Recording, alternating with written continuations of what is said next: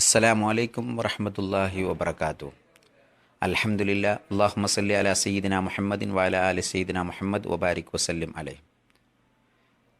കഴിഞ്ഞ പംക്തിയിൽ നാം സൂചിപ്പിച്ച പോലെ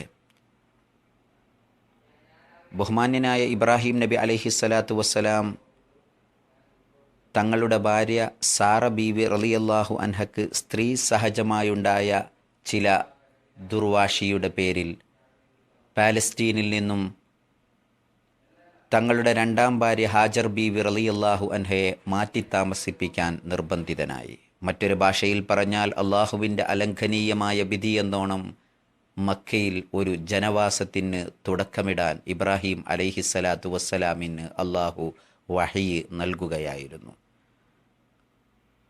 ഇബ്രാഹിം അലൈഹിസ്സലാം ഹാജർ ബീവി റളിയല്ലാഹു അൻഹയെയും കൈക്കുഞ്ഞായ ഇസ്മായിൽ അലൈഹിസ്സലാമിനെയും കൂടെ കൂട്ടി ജസീറത്തുൽ അറബിൻ്റെ ഭാഗത്തേക്ക് അൽ ഹിജാസിലേക്ക് കടന്നു. മക്കയിൽ ഇപ്പോൾ സംസം കിണർ നിലകൊള്ളുന്ന ഭാഗത്ത് അന്നൊരു തണൽ വൃക്ഷമുണ്ടായിരുന്നു. അതിൻ്റെ താഴെ ഒരു തോൽപാത്രത്തിൽ ഈത്തപ്പഴവും മറ്റൊരു പാത്രത്തിൽ വെള്ളവും വെച്ചുകൊടുത്ത് ഇബ്രാഹിം അലൈഹിസ്സലാം പാലസ്തീനിലേക്ക് തന്നെ തിരിച്ചു യാത്രയായി. ദിവസങ്ങൾ കഴിഞ്ഞു. കരുതിവെച്ച പാനീയവും ഭക്ഷണപദാർത്ഥങ്ങളും അവസാനിച്ചപ്പോൾ ഹാജർ റളിയല്ലാഹു അൻഹ നെട്ടോട്ടമോടി. അങ്ങനെ സംസം വെള്ളം ഉറവു പൊട്ടി. അവർക്ക് ആശ്വാസമായി. ദിവസങ്ങൾ കഴിഞ്ഞു. യമനിൽ നിന്ന് ജുർഹും ഗോത്രക്കാർ മക്കയിൽ താമസിക്കാൻ ഹാജറിൻ്റെ സമ്മതം തേടി. ഹാജർ റളിയല്ലാഹു അൻഹ സമ്മതം മൂളി. പാലസ്തീനിൽ നിന്നും ഇബ്രാഹിം അലൈഹിസ്സലാം ഇടയ്ക്കിടെ മക്കയിലെത്തി മകനെയും ഭാര്യയും കണ്ട് മടങ്ങാറുണ്ടായിരുന്നു. 4 പ്രാവശ്യമെങ്കിലും മക്കയിൽ വന്ന് പോയതിന് വ്യക്തമായ സഹീഹായ ഹദീസുകൾ നമുക്ക് കാണാൻ സാധിക്കുന്നു. ഇസ്മായിൽ അലൈഹിസ്സലാം തങ്ങളുടെ അനുജൻ ഇസ്ഹാഖ് അലൈഹിസ്സലാമിനേക്കാളും 13 വയസ്സിന് മൂത്തവരായിരുന്നു. മകനെ അറുക്കാൻ വേണ്ടിയുള്ള യാത്രയാണ് ഇബ്രാഹിം അലൈഹിസ്സലാമിൻ്റെ മക്കയിലേക്കുള്ള ആദ്യത്തെ മടക്കയാത്ര. രണ്ടാമത്തെ മടക്കയാത്ര മകൻ്റെ വിവാഹശേഷമാണ്. ഉമ്മരപ്പടി മാറ്റിവെക്കാൻ ആവശ്യപ്പെട്ട യാത്ര. മൂന്നാമത്തെ യാത്ര ഇസ്മായിൽ അലൈഹിസ്സലാം ജുർഹും ഗോത്ര തലവൻ മുലാലിൻ്റെ മകളെ വിവാഹം ചെയ്ത ശേഷമായിരുന്നു. ഉമ്മരപ്പടി നിലനിർത്താൻ ആവശ്യപ്പെട്ട യാത്ര. 4ാമത്തെ യാത്ര കഅബ നിർമ്മാണം നടത്തിയ യാത്രയാണ്. രണ്ടാം ഭാര്യയിലൂടെ ഇസ്മായിൽ അലൈഹിസ്സലാമിന് 12 മക്കളുണ്ടായി.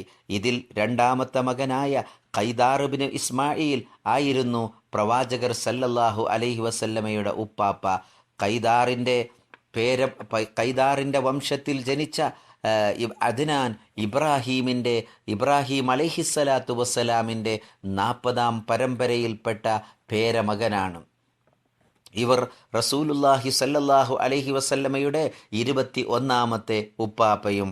അദ്നാൻ്റെ മക്കൾ മഅദ്, നിസാർ മഅദിൻ്റെ മകൻ നിസാറിൻ്റെ മകൻ മുലർ തുടങ്ങിയവരിലൂടെയാണ് പ്രവാചക പരമ്പര വന്നത്.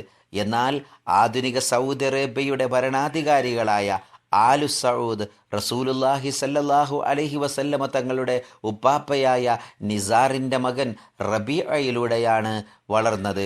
എന്നാൽ റസൂലുള്ളാഹി സല്ലല്ലാഹു അലൈഹി വസല്ലം റസൂലുള്ളാഹിൻ്റെ ഉപ്പാപ്പ നിസാറിൻ്റെ മകൻ മുലറിലൂടെയാണ് പരമ്പര വന്നത്.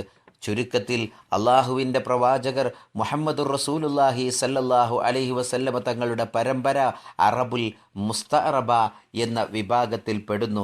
നബി സല്ലല്ലാഹു അലൈഹി വസല്ലമ തങ്ങൾ ഒരു സഹീഹായ ഹദീസിലൂടെ നമ്മെ പഠിപ്പിക്കുന്നു.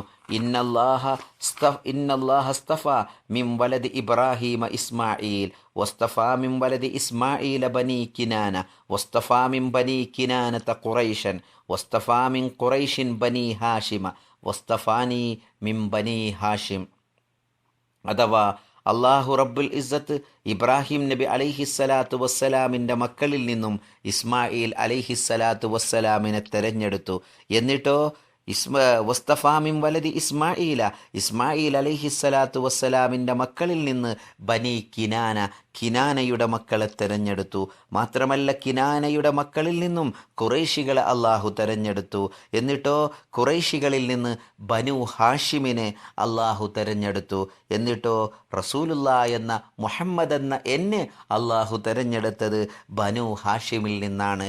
ചുരുക്കത്തിൽ മുഹമ്മദുർ റസൂലുള്ളാഹി സല്ലല്ലാഹു അലൈഹി വസല്ലമ തങ്ങളുടെ പരമ്പരയും അറബികളുടെ അടിസ്ഥാനവും മനസ്സിലാക്കി മെല്ലെ മെല്ലെ നമുക്ക് പ്രവാചകർ സല്ലല്ലാഹു അലൈഹി വസല്ലമയുടെ ചരിത്രത്തിലേക്ക് കടക്കാം.